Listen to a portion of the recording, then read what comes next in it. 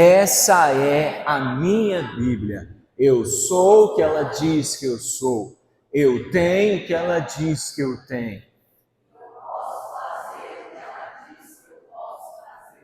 Hoje eu serei tocado pela palavra de Deus. Eu audaciosamente confesso que a minha mente está alerta e que o meu coração está receptivo e que eu estou pronto para receber da incorruptível, indestrutível e sempre viva semente da palavra de Deus. Eu nunca mais serei o mesmo.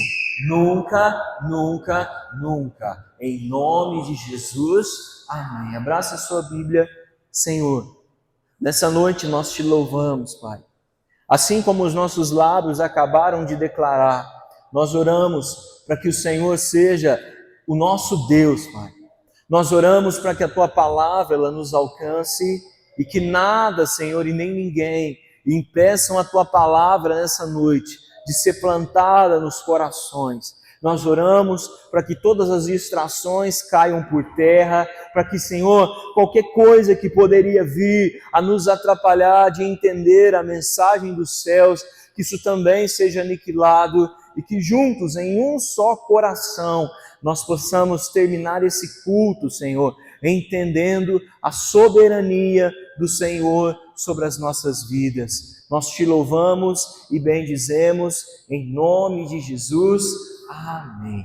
Ainda de pé, meus irmãos, Gênesis 32, 22, a palavra vai dizer assim: naquela mesma noite, Jacó se levantou, tomou as suas 2 mulheres, suas 2 servas e seus 11 filhos e transpôs o val de Jaboque. Reuniu todos e fez com que passassem o ribeiro. Também fez passar tudo o que lhes pertencia. Jacó ficou sozinho e um homem lutava com ele até o romper do dia. Vendo esse que não podia com Jacó, tocou-lhe na articulação da coxa, de modo que a junta da coxa de Jacó se deslocou na luta com o homem. Então o homem disse: deixe-me ir, pois já rompeu o dia. Jacó respondeu: não o deixarei ir se você não me abençoar. Então o homem perguntou como se chamava. Ele respondeu: Jacó. Então disse: seu nome não será mais Jacó, e sim Israel, pois você lutou com Deus e com os homens e prevaleceu. Jacó disse: por favor, diga-me como você se chama. E ele respondeu: por que você pergunta pelo meu nome? E o abençoou ali. Jacó deu àquele lugar o nome de Peniel. Quem já foi no encontro com Deus sabe muito bem e já ouviu muito esse nome, Peniel. Pois disse: vi Deus face a face e a minha alma foi salva. Nasceu-lhe o sol quando ele atravessava Peniel e mancava por causa da coxa, porque por isso os filhos de Israel não comem até hoje o nervo do quadril na articulação da coxa, porque o homem tocou a articulação da coxa de Jacó no nervo do quadril. Você pode se assentar. Os irmãos que são mais velhos de igreja um pouquinho vão saber que essa história que nós acabamos de ler nesse momento, ela narra a letra de uma belíssima canção de alguns anos atrás, que eu vou começar e só os irmãos que são crente velho e conhecem a música vão terminar comigo.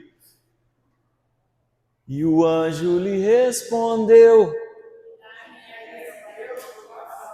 Gente, tem 3 pessoas que se converteram há 10 anos atrás aqui na igreja hoje. E o anjo lhe perguntou: o que queres que eu te faça? Jacó lhe respondeu: ah, mas tem crente aqui, velho de guerra. Irmãos, essa história que nós acabamos de ler narra essa canção que quando a gente era criança e já temos um pouquinho mais de tempo caminhando na fé, ela era cantada sobre o dia que Jacó, ele agarra um anjo e vira para esse anjo e fala assim: eu não te solto enquanto você não declarar uma palavra de bênção na minha vida. E essa história diz que um anjo vai brigando e tentando se esquivar de Jacó, até que chega um momento que o anjo precisa machucar Jacó para Jacó soltá-lo, e então o anjo olha para ele e fala assim: você é muito insistente, eu vou liberar uma palavra de bênção para você. Irmãos, de vez em quando a gente precisa ser insistente para que algumas coisas rompam na nossa vida, amém? Mas se você foi capaz de cantar essa musiquinha muito legal que a gente cantava na infância, eu tenho uma notícia não muito boa para você. Há um tempo atrás, eu ouvi um ditado do mundo empresarial que ele a princípio não fez sentido, mas ao analisá-lo ele começou a fazer um pouco mais de sentido.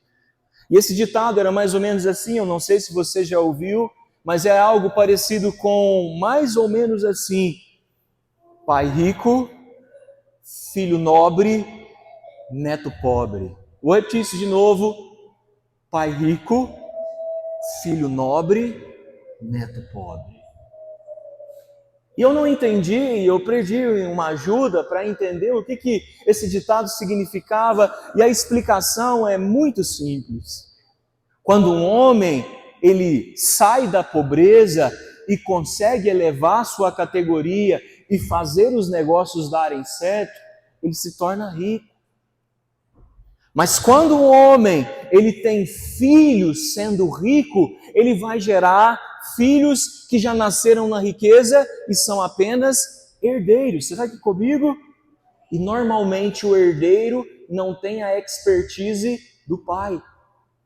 E por não ter a expertise do pai, ele vai dilapidando o patrimônio, até que chega um momento que ele não é rico mais, mas fica aquele ar de quem um dia foi rico. E aí, já que ele não pode falar que ele é rico, ele usa uma palavra bonita e ele diz que ele é nobre. E aí vai para a terceira geração, que não viu nem riqueza, não viveu nem nobreza, e muitas vezes sendo neto de rico, filho de nobre, se torna um adulto infelizmente pobre. Faz sentido isso? Irmãos, por que eu estou falando isso aqui nessa noite? Esse ditado, de alguma maneira, ele se aplica à vida de todo crente em Jesus. Existem 3 gerações: a geração dos pais que se converteram, a geração dos filhos de pais que se converteram, e existe uma terceira geração, que é a geração dos netos daqueles que um dia se converteram e nasceram numa cultura gospel. E sabe o que é pior? Tem alguém aqui que é da terceira geração da sua família, ou mais, que já está a sua família algumas gerações de homens e mulheres convertidos? Tem alguém aqui nessa noite? Eu tenho uma péssima notícia, se tem. A terceira geração costuma ser a pior geração de todas quando o assunto é o Evangelho do Senhor. E sabe por quê? Porque o homem da casa que se converteu um dia, ele sabe exatamente das garras do inferno da onde ele foi tirado. Normalmente, o filho dessa primeira pessoa que se converteu viu toda a transformação que Deus fez na vida do seu pai, e ele não precisou viver um processo muito brusco de conversão, mas ele viu e ele acompanhou a mudança de perto da sua primeira geração. Então ele ainda dá algum valor à sua primeira geração. Mas normalmente a terceira geração não viu o que Deus fez na vida dos avós, acompanhou mais ou menos a vida dos pais, mas ele mesmo não teve uma experiência de ver, viver e entregar a sua vida a Jesus. E quando um ser humano não tem vista nem sentimento, ele não sabe o poder daquilo que está carregando. Experimenta entregar uma nota de R$100 para um bebê que talvez esteja por aqui entre nós que é uma criança de colo, ele não sabe o valor daquilo que ele carrega, e ele amassa, ele joga fora, ele rasga, e infelizmente, irmãos, da terceira geração de crentes para lá, costuma ser muito assim, pessoas que nasceram na cultura gospel, mas não se entregaram ao evangelho poderoso, porque não têm noção do valor dos primeiros que foram tirados das garras do inferno, para receber Jesus dentro do seu coração. E meu irmão, eu não estou falando isso para você nessa noite, se você é da terceira geração para frente, eu tenho propriedade, eu sou da minha casa, de terceira, quarta ou quinta geração de crentes na família, e eu sei também o quanto é triste olhar para trás e não ver ninguém dos que são da minha mesma geração, juntos no altar, porque não entenderam o valor diante de Deus, do evangelho que transforma vidas. Você está aqui comigo nessa noite? Irmãos, isso aqui é um alerta para nós. Porque se você é o primeiro da sua casa que está se convertendo, meu irmão, você precisa pregar o evangelho para os seus filhos e se prepare para pregar o evangelho para os seus netos também. Se você está na segunda geração, glória a Deus, mas você tem uma grande tarefa em entender e mostrar aos seus futuros filhos que eles precisam receber Jesus, tanto quanto um dia você também recebeu a Jesus. Eu estava lá em Pouso Alegre hoje pela manhã pregando na nossa igreja lá e eu disse uma coisa e eu preciso dizer isso aqui para você nessa noite também. Deus, Ele tem os seus filhos que se converteram, mas os filhos dos crentes que se converteram não são netos de Deus, porque Deus não tem netos. A Bíblia diz que Ele tem filhos. Então olha aqui para mim. Se você, apesar de filho de crente, neto de crente, não levantou as suas mãos, não confessou a Jesus com a sua boca, não entregou a sua vida nas águas, você não é crente. Você é só alguém que nasceu numa cultura gospel e ainda precisa se converter. Você está comigo aqui em nome de Jesus? Irmão, sabe por que eu estou falando isso tudo? Olha o texto que nós estamos. Abraão foi o primeiro da sua casa a se converter. E ele viu exatamente da onde Deus o tirou, da terra de Arã, Ur dos Caldeus, terra de lugar que matava homens. E Abraão sempre deu valor, porque ele viu da onde Deus o tirou. Isaac acompanhou todo o processo do pai, e apesar dele não ter sido o primeiro da sua casa a se converter, ele entregou a sua vida para Jesus. Mas agora nasce uma terceira geração, a geração de Jacó, que não viu o avô se converter, que não viu o processo de transformação na vida do pai. E Jacó, ele tem exatamente o perfil que eu acabei de descrever para você da terceira geração. Ele é neto de crente, ele é filho de crente, mas o nome dele é Jacó. Sabe o que significa Jacó? Trambiqueiro. Pessoa que passa a perna nos outros, enganador. Você está aqui comigo? O neto do homem que é chamado de amigo de Deus tem o nome de enganador, porque no nascimento dele ele já queria passar a perna no irmão. Quando ele se torna adolescente, a Bíblia diz que como ele e o irmão eram gêmeos, mas ele era o mais novo porque nasceu em segundo lugar, agarrado e tentando puxar a perna do irmão, já tentando passar a perna desde criança. Quando eles se tornam adolescentes, ele vira para o irmão dele, faz um prato de janta e espera o irmão chegar cansado do trabalho e vira para esse irmão e pergunta assim: eu estou com um prato de janta delicioso aqui, se você quiser trocar o seu direito de primogenitura comigo, eu te dou a janta e você me dá o direito. E ele passa a perna no irmão. Quando eles estão ficando mais velhos, a Bíblia diz que ele tem coragem de trapacear enganando seu pai. Ele mata um cordeiro para pôr as peles em cima do braço para o pai dele mais velho, que era cego, apalpar e achar que era o irmão mais velho e liberar todos os direitos. E mais uma vez esse Jacó, filho de crente, neto de crente, está enganando o próprio pai cego e idoso.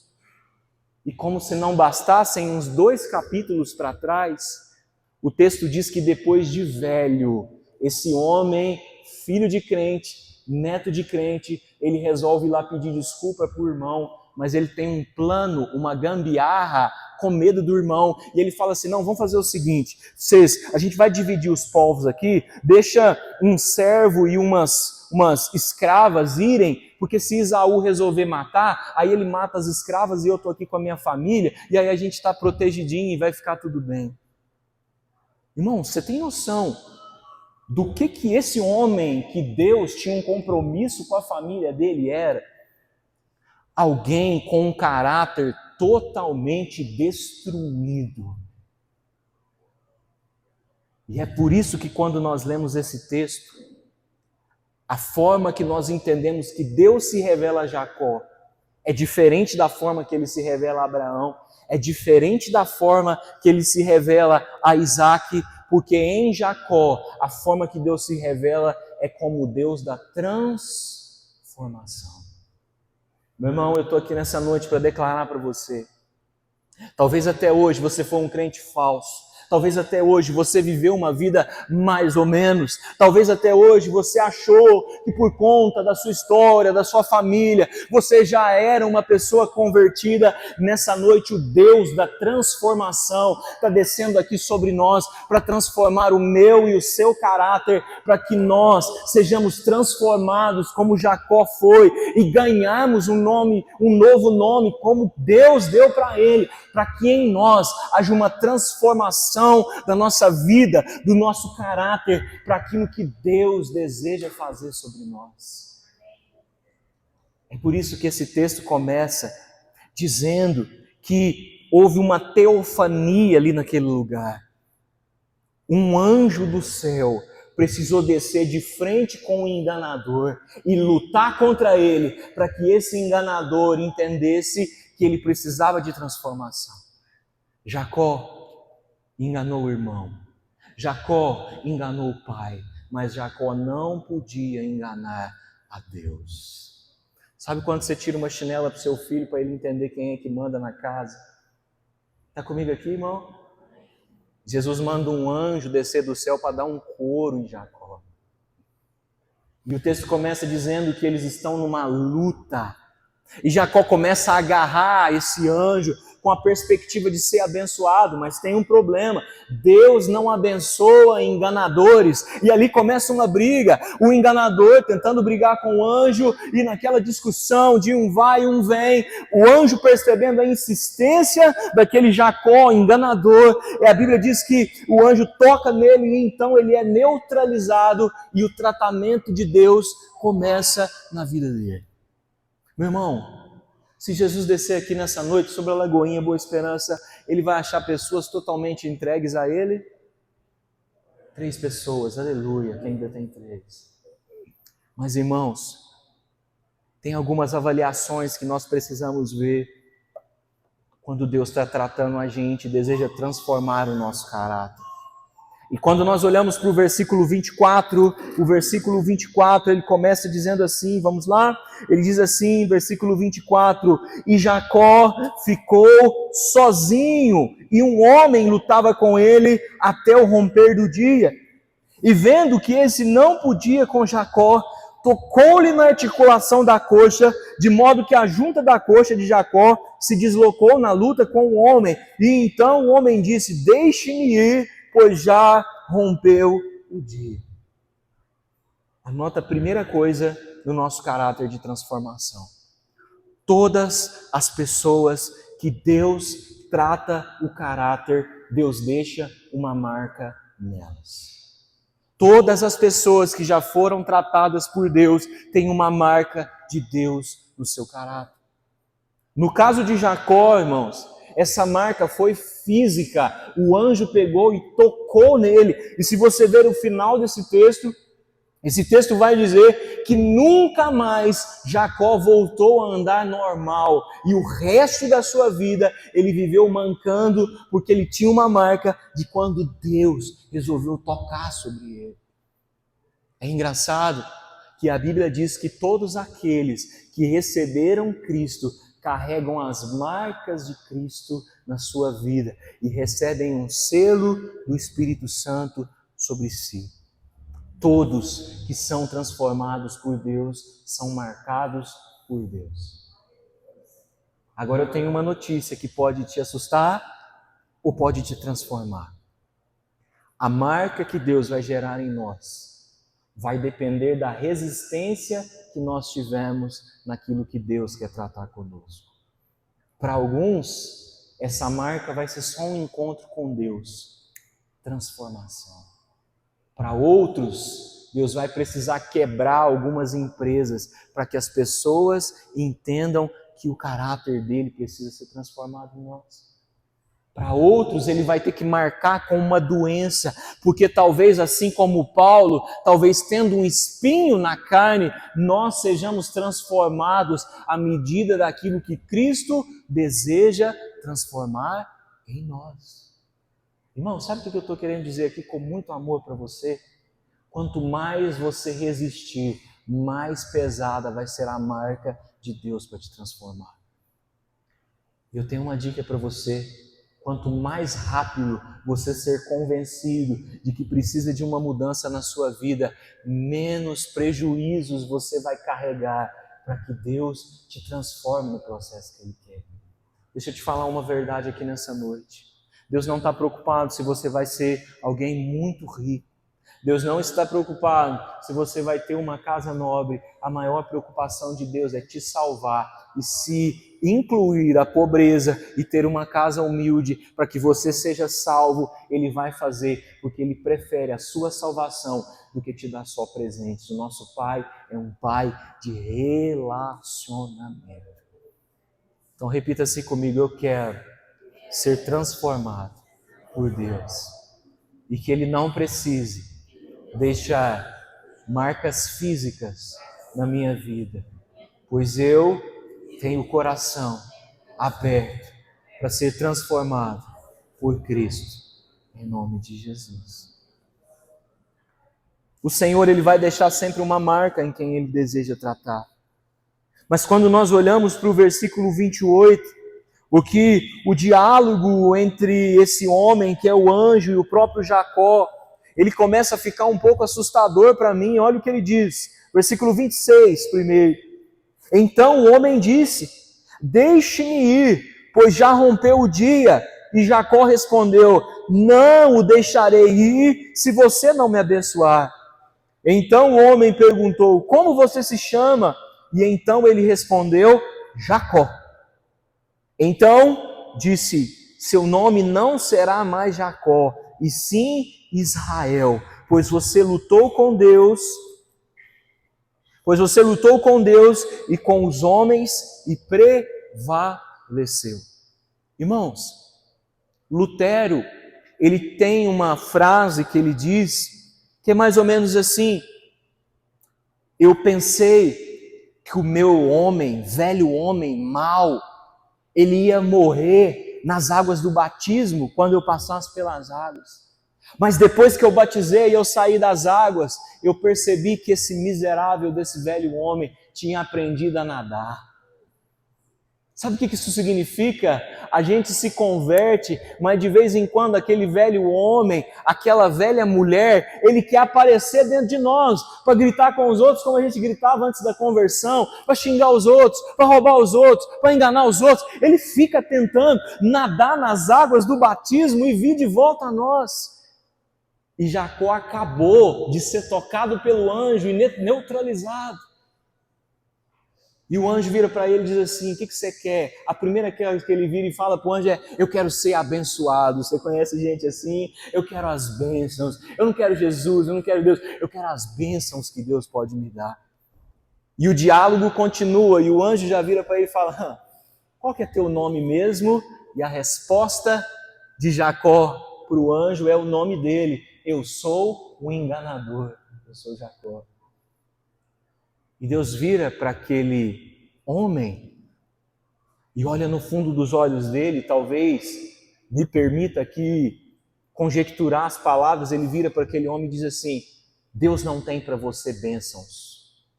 Deus tem para você uma mudança de nome. A partir de agora você não é mais o homem que engana pessoas, Jacó. Você é Israel, o homem que luta contra Deus e prevalece nas orações. Irmãos, Deus talvez esteja bradando sobre nós nessa noite, dizendo assim: não é bênçãos que você precisa, não são coisas que você precisa, não são presentes que você precisa ter o seu caráter mudado e Deus te dar uma nova identidade, que não é mais a que você tinha antes, não é mais a personalidade que você tinha antes, mas Ele tem um novo nome para você, e com esse novo nome, uma nova identidade, onde você não vai ser mais quem você foi, mas você vai ser alguém que prevalece em Deus pelo poder das orações. Deus, quando Ele vai transformar alguém, a primeira coisa que Ele faz é dar um novo nome. Por que um novo nome? Todo novo nome carrega uma autoridade e uma identidade de Deus. Abrão tinha um nome, Deus mudou para Abraão. Jacó tinha um nome, Deus mudou para Israel. Saulo, no Novo Testamento, tinha um nome, mas Deus mudou o nome dele para Paulo. Você já olhou o que seu nome significa, irmão? O seu nome talvez diga muito a respeito de quem você é. E tem uma notícia: se o seu nome não é tão agradável de soar ao português, ou se ele não tem um significado tão bom, a Bíblia diz que nos céus Jesus já está nos dando um novo nome e uma nova identidade. Quantos aqui desejam ser transformados pelo Senhor? O Senhor está disponível para nos dar uma nova identidade hoje. Hoje, irmãos. Não para amanhã, mas hoje. Para nós sairmos daqui transformados na nossa vida espiritual, no nosso caráter, com um novo nome. Eu não sou mais o João, eu sou o Filho de Deus, que carrega a identidade de Deus. E as marcas de Cristo na minha vida, acabou. É isso que eu sou, é isso que você é também. Transformação. Mas esse texto diz que Deus ainda tinha um tratamento mais profundo com ele. Vamos ler de novo o versículo 28. Então disse: seu nome não será mais Jacó, e sim Israel, pois você lutou com Deus e com os homens e prevaleceu. E Jacó disse: por favor, diga-me como você se chama. E ele respondeu: por que você pergunta o meu nome? E o abençoou ali. Jacó deu àquele lugar o nome de Peniel, pois disse: vi Deus face a face e a minha vida foi salva. Irmãos, nós vamos fazer seminário aqui, eu quero muito que você faça também ano que vem. A Bíblia diz que a aparência de um anjo não é da forma que nós estamos acostumados. Existe uma classe de anjos que eu quero te dar um exemplo, chamada querubim. Os anjos querubins, à vista humana, a Bíblia diz que eles têm 7 asas, 8 olhos que são no meio do peito, 4 braços e as suas pernas são quase como as pernas, como se fossem referência a peixes. E o seu rosto é semelhante ao rosto de um gavião. Pergunta a você: se você visse um anjo com as características que eu lhe dei, você saberia que era um anjo, sim ou não? É impossível não saber que é um anjo. E esse texto está dizendo para nós, irmãos, que Jacó viu um anjo, lutou com um anjo e não reconheceu quem era o anjo. E o versículo 29 está dizendo que ele está perguntando: por favor, me fala quem é você, qual que é o seu nome. Eu preciso saber. Irmãos, tem gente caminhando na igreja há muitos anos, vendo Deus agir na sua vida, lutando com Deus em alguns aspectos, mas ainda não reconheceu Deus e não sabe quem de fato Deus é. Você está comigo aqui? Pessoas que estão caminhando com Cristo, mas ainda não conheceram a grandiosidade de Cristo.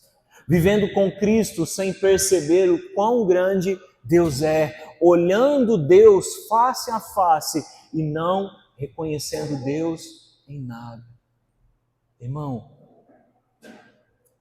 quando Jesus passar pela nossa vida, que nós nem precisamos vê-lo, só o passar dele arrepia o nosso corpo, para que nós saibamos a presença de Jesus está aqui.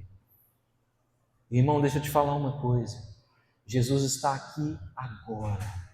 O Espírito Santo está aqui agora. E se o problema, eu posso te garantir, não é Deus, Ele está aqui, o Espírito Santo está aqui. E se você não consegue sentir a presença dEle, só tem uma coisa: Deus está aqui e você não está percebendo Ele aqui. Tem alguma coisa de errado em nós. E Deus precisa transformar isso em nós. Daqui 2 semanas, nós vamos estar numa conferência extraordinária. E eu estou vendo as irmãs orarem todos os dias. Aliás, toda quarta para quinta-feira, às 3 horas da manhã. E eu estou sentindo cada vez mais a presença de Jesus entrando nos nossos cultos e transformando as nossas realidades. Meu irmão, você não pode se contentar em vir para uma reunião, para um culto de oração, para um GC, e não sair daqui sentindo a presença de Deus. Isso faz parte da transformação. Se nós estivermos sensíveis e abrirmos o nosso coração, nós vamos ver Deus face a face e reconheceremos a presença dele sobre nós. Mas nós queremos ser transformados, amém? E olha o que o versículo 30 diz. Jacó deu àquele lugar o nome de Peniel, pois disse: vi Deus face a face, e a minha alma foi salva. E nasceu-lhe o sol, quando ele atravessava Peniel, e mancava por causa da sua coxa.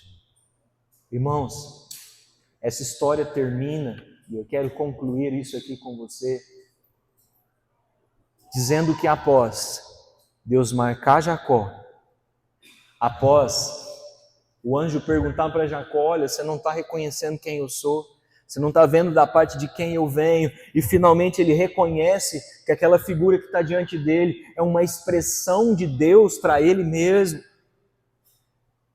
O texto termina dizendo que Jacó ficou tão grato por ter visto a presença de Deus, que ele colocou um nome no lugar que ele estava, chamado de Peniel. E o que Peniel significa?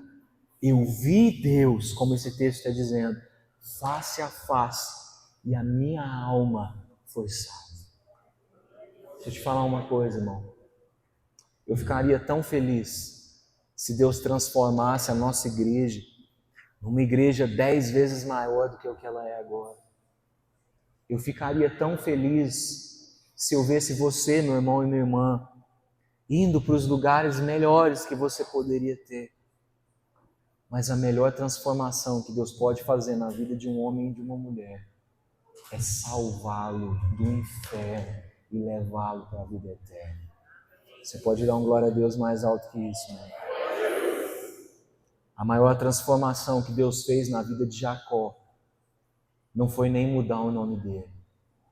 A maior transformação que Deus fez na vida de Jacó nem foi derramar bênção sobre ele, como o versículo 29 diz. A maior transformação que Deus fez na vida de Jacó não foi colocar uma marca nele, a ponto dele mancar o resto da sua vida. Ele está dizendo nesse texto que a maior marca que Deus fez na vida dele foi salvar a vida dele. E por isso ele colocou o nome naquele lugar de Peniel. Aqui eu vi Deus face a face e ele me salvou do lugar que eu precisava.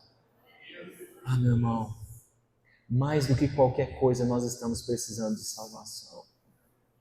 Cada dia mais, a igreja está cheia de pessoas e vazia de servos e servas. Cada dia mais, não aqui, mas num contexto global, as pessoas estão vindo mais para a igreja e conhecendo menos de Deus. E nessa noite, Jesus está nos chamando como o Deus de Abraão, que nos tira do lugar de onde nós estamos para um lugar melhor, como o Deus de Isaac, que traz provisão na nossa vida, mas principalmente como o Deus de Israel, o Deus de antigo Jacó, agora Israel, o Deus que nos tira das trevas e nos salva e nos transforma de dentro para fora.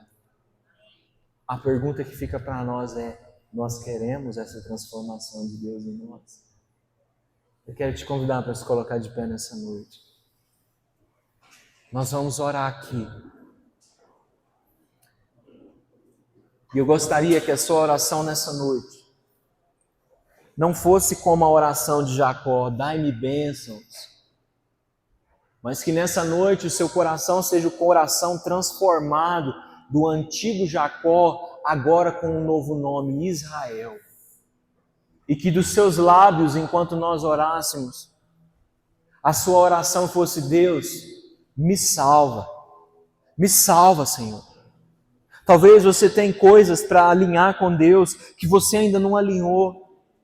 Que nessa noite, meu irmão, minha irmã, a sua oração seja: Deus, me salva de mim mesmo, me salva do meu velho homem, me salva da minha velha mulher, me salva dessa pessoa que eu estou sendo agora. Talvez o Senhor tenha aqui ministrado no meu coração, você não tenha enganado as outras pessoas como Jacó fazia, mas você tem enganado a si mesmo, enganando e frustrando a si mesmo, com promessas vazias que você faz para você mesmo, onde você diz: amanhã eu vou mudar, daqui um tempo eu vou mudar, quando esse ano acabar e o ano que vem vier eu vou mudar. O Senhor está te chamando, meu irmão e minha irmã, para uma transformação agora, hoje, no tempo presente. Começa a orar: Deus me salva, Deus me transforma, Deus lava a minha vida, me dá uma nova identidade. Senhor, nós oramos aqui nessa noite, Pai. Senhor, eu não conheço ninguém que está aqui, mas o Senhor conhece. E Pai, a nossa oração nessa noite é para que nós não sejamos netos de Deus, pois nós entendemos que o Senhor não tem netos, nós queremos ser filhos. Talvez os nossos pais um dia falaram de Jesus para nós com tanto brilho nos olhos, mas a gente nunca viu esse amor de perto. Talvez nós ouvimos um dia um Deus que tirou os nossos avós de uma vida tão difícil, mas nós não experimentamos dessa mesma glória face a face com o Senhor, Pai. Nessa noite, nós não queremos fazer parte de uma cultura evangélica, porque nascemos assim e vamos morrer assim, Pai. Nós queremos ser filhos Teus. Nós queremos o nosso coração queimando por Jesus. Nós queremos a nossa vida sendo transformada, sendo lavada, remida pelo sangue do Cordeiro. Nessa noite, Jesus, convence o nosso coração de que nós não precisamos de bênçãos, nós precisamos da Tua presença. Nessa noite, transforme em nós algo que só o Senhor pode fazer: salvar-nos de nós mesmos, salvar-nos dos nossos pecados, salvar-nos das nossas atitudes erradas, salvar-nos talvez do lugar em que nós nos prendemos e nunca mais saímos dele, Senhor. Nós queremos ver face a face o Deus de Abraão, nós queremos ver face a face o Deus de Isaac, nós queremos ver face a face o Deus de Israel. Mas mais do que isso, Senhor, nós queremos ver face a face o nosso Deus. Nós queremos olhar para Ti nessa noite, Jesus, e vemos o Senhor falar não com um profeta, ver o Senhor falar não com um pastor, não como lá nos personagens da Bíblia. Nós queremos ouvir e ver o Senhor falando conosco, Pai. Encontra a nossa alma, encontra o nosso espírito, encontra a nossa carne, Pai. E não será necessário deixar marcas físicas em nós, pois nessa noite nós Te reconhecemos, nós Te bendizemos, pois a partir de hoje, levante as suas mãos, levante a sua mão esquerda, a mão que as pessoas se levantam para casar, levanta aí. Nessa noite, Senhor, todos nós fazemos uma aliança contigo. Nós não queremos ser e ter um Deus de longe, nós queremos que o Senhor seja um Deus de perto, e nós levantamos a nossa mão e fazemos uma aliança com o Senhor. Nós estamos fechados com o Senhor, nós estamos compromissados com o Senhor, e a nossa alma, o nosso espírito e a nossa carne desejam ser transformados pelo nome de Jesus. Nós oramos, e se você crê nisso, diga amém. Irmão, talvez você está aqui nessa noite